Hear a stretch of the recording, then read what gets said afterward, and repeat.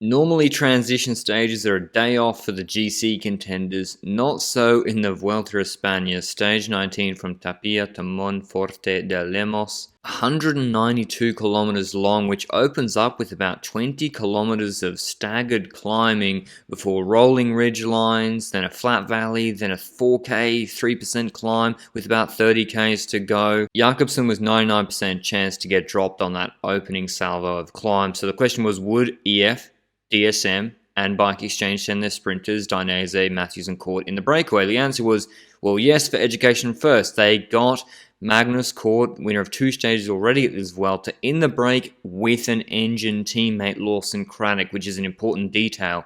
Quinn Simmons, fellow American there, on Trek Segafredo, also in the break. Other quick men include Andrea Baggioli, Rob Stannard and Andreas Krohn, who can also go solo, as well as Mark Padun, who chose this stage of all stages to get in the breakaway, which is somewhat odd. But they were kept on a pretty tight leash, and note here, Nico Denz for DSM is in the breakaway, probably in case the break goes all the way. He can be quite fast at the finish, but the problem was his team was chasing behind, literally all stage, keeping this break in check, and he's about their best flat rider, and yet he's burning a few matches in the breakaway, and they're chasing with the likes of Stora and Bardet, who are active in the last couple of stages, so they're pretty tired, plus their climbers. Chris Hamilton, also a climber, and that's for Alberto Dainese, their sprinter, who with Jakobsen dropped at this point, it is reasonable in my view to go for Dainese. Out of the rest of the sprinters left in the bunch, he is pretty fast. The problem is they just don't have that strong a rouleur squad to bring back a 20-man plus breakaway, who start to attack each other with 60 k's to go.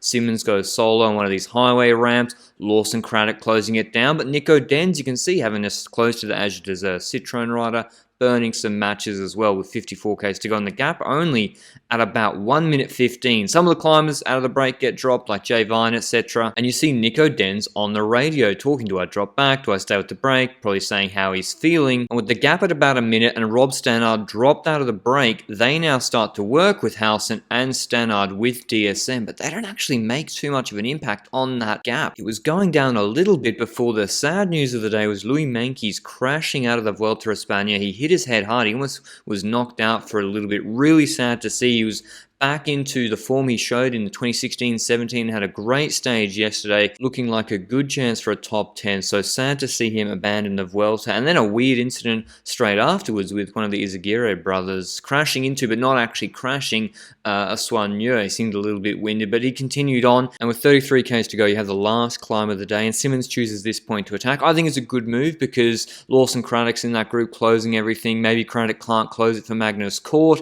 and it's actually Oliveira who closes him. Oliveira had also attacked with 60 k's to go, somewhat surprisingly, a man I thought was quite fast.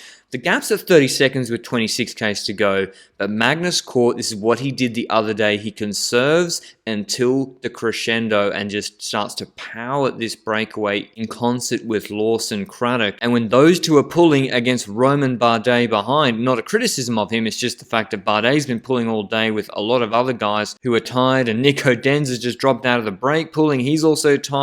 Stannard and Howson are pretty tired as well. They've been working pretty hard throughout this world. They've been chasing all day. And there's perfect cooperation in the breakaway. Despite Magnus Cort winning a reduced bunch sprint the other day, despite his third in a pure bunch sprint, everyone's willing to work with him in this breakaway. So the gap actually increases with Nico Denz chasing before they give up the ghost with about 3.5 k's to go, and the gap starts to balloon out once again. The question is, why are they all working with Magnus Cort? If he was Peter Sagan going to this finish, surely someone would attack. Well, the first answer is pressure from behind. That constant pressure from the peloton at about 25 to 50 seconds for the last 60 kilometers almost helped Magnus Cort a lot, because these riders realized if they want to get any result in this stage, they're going to have to cooperate until pretty close to the finish. But then once they got the safe buffer with like 2.5 k's to go at 30 seconds, okay, it's pretty safe, they can probably try something. Lawson Craddock was just on the front pinning it, so you're not attacking off a strong change of pace. And I think the last reason is these guys probably overrated their sprint a little bit. Baggioli, Roux, who's won a stage at the Vuelta in like 2009, Simmons, Andreas Krohn.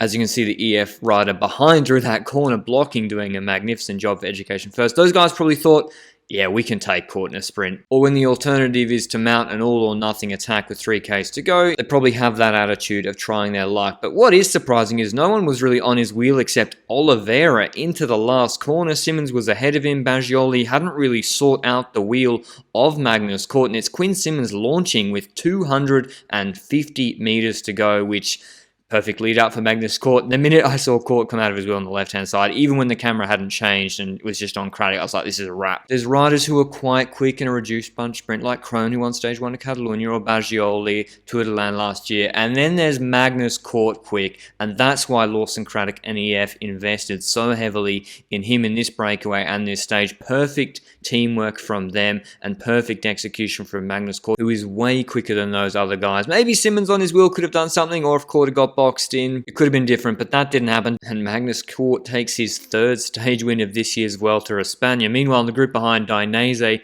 wins the bunch kick ahead of Trentin Seneschal and Krieger, somewhat justifying the effort of DSM all day. But Lawson Craddock was G'd up for Magnus Cort, who has been on absolute fire in this year's Vuelta a España, winning the stage ahead of Oliveira, Simmons, Baggioli, Roux, Krohn, and then Lawson Craddock 7th, then Dainese, Trentin, and Krieger. GC unchanged, except unfortunately for Louis Meintjes dropping out. Here's what Magnus Cort had to say after the stage. With 10 kilometers to go, when the gap was under 20 seconds, did you believe?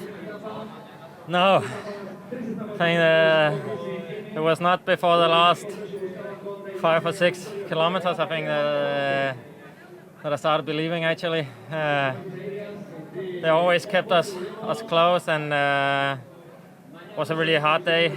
We didn't always work perfect together in the front, and we had a few attacks and reduced the size of the group, and in the end I think everybody had tired legs, and it was hard to work really well together in this hilly terrain, but somehow we managed to hang on to it, and have to thank my teammate Lawson Craddock for doing a very, very amazing job, and I could not have done this victory without having him with me in the breakaway today. Which one of the 3 stage wins do you prefer?